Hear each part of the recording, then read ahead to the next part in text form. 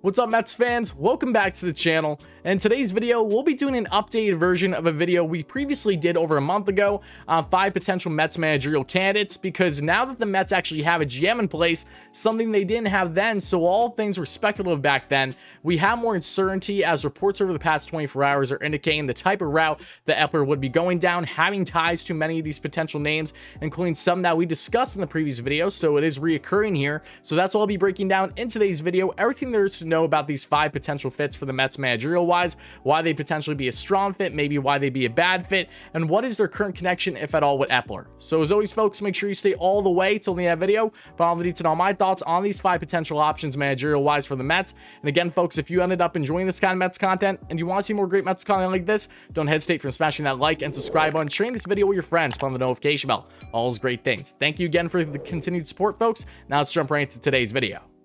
Starting off at number 5, we have former New York Yankees third baseman Eric Chavez. And Chavez and Eppler have been connected easily over the past decade, not just during his time as an actual New York Yankee player, but post-career wise, he then became a special assistant to Brian Cashman around 2015, the GM for the Yankees, and assistant GM at the time was, yes, Billy Eppler. And then once Billy took the full-time role as GM from 2015 and beyond with the LA Angels, he then brought Eric Chavez with him as a special assistant still, and Chavez even got some managerial experience with the AAA team for the Salt Lake Bees from 2018 or so. It wasn't a long tenure at all. He got some experience there and even tried to get the managerial position once it was open for the Angels heading into the 2019 year. He didn't get it and went to Brad Ausmus, but no less, that was something that Billy Eppler was in the hiring process for as the Angels GM.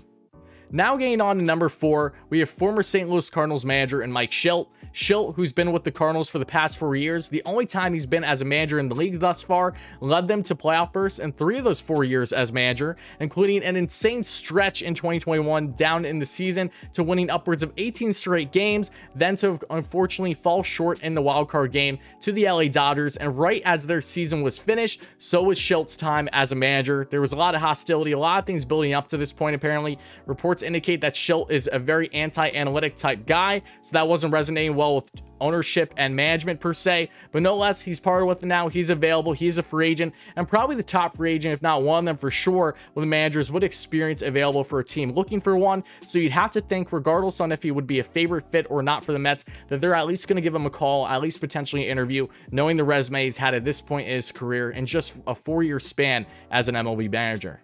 Now getting on to number 3, former Angels manager and Brad Ausmus. And yes, Ausmus, who's only been a manager in the league for 5 years. 4 of those 5 were with the Detroit Tigers, in which he had 2 winning seasons. Then in 2018, he became a special assistant to, yes, Billy Eppler, the now GM for the New York Mets, formerly with the Angels. And then after that 2018 year, when they were looking for a new manager, Ausmus came in and became the new manager, but for only 1 year, dealt some bad cards with no pitching to work with whatsoever for the Angels, among plenty of other things. So he then was parted with right after the 2019 season, as ownership had their eyes on Madden to be their next managerial hire once he was available from the Cubs. So because of all these things and the bad cards that he was dealt, it looks like that there's a solid chance that Ausmus will be in consideration again to get a quote-unquote second chance, if you will, even though that this would be his 3rd managerial opportunity in his career.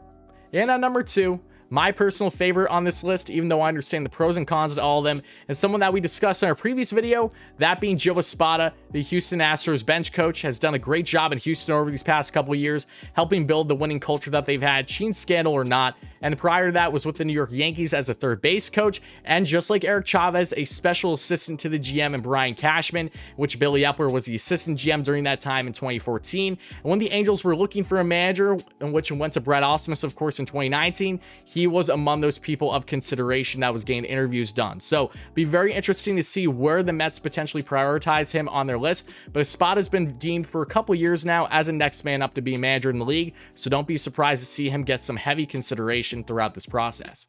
And at number 1, someone that we also discussed in our previous managers video, and also someone that has far more experience managerial-wise than anyone else available for the position, that being Buck Showalter. The 65-year-old has been a manager for 20 years in the bigs, not just with the Baltimore Orioles, but also the New York Yankees. That's where the Eppler connection starts, because Eppler, one of his biggest mentors in his career, was the former GM for the Yankees, in which he was also helped pave the way for Buck Showalter as he was GM with the Yanks. And then when we fast forward things to 2020, the final year of Eppler on his contract, with emphasis by Marino ownership for for the Angels to really be in a win now stage, Eppler gave the proposition of bringing in Buck Showalter as their new manager, but they decided to say, no, we're going to pivot and go with Madden, completely disregarding Eppler and his favorite pick, that being a Buck Showalter at the time. So they've had a connection for a bit, and Buck has also made it known that he would very much be interested and grateful in the scenario where the Mets approached him for the managerial position. So I understand he's old school. I understand he's not analytically driven at all, but all I'm saying is don't be surprised to see the Mets have Showalter on their list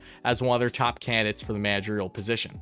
And that'll just about wrap things up here, folks. So if you guys enjoyed this video, make sure to let me know all your thoughts in the comments below. What person out of these 5 do you think would come in and be the most likely fit, or the best fit rather, for the Mets managerial wise? Or are there other people on your mind that you would like to see of consideration for the Mets in this hiring process as well, as Billy Eppler gets more acclimated and ready to go this offseason as GM? So guys, please make sure again and let me know those thoughts. And if you ended up enjoying this kind of Mets content and you want to see more great Mets content like this, you know what to do by now. Smash that like and subscribe button, sharing this video with your friends, on the notification bell, all those great things. Thank you all again for the continued support, folks, but I'm out of here. Let's go Mets, baby.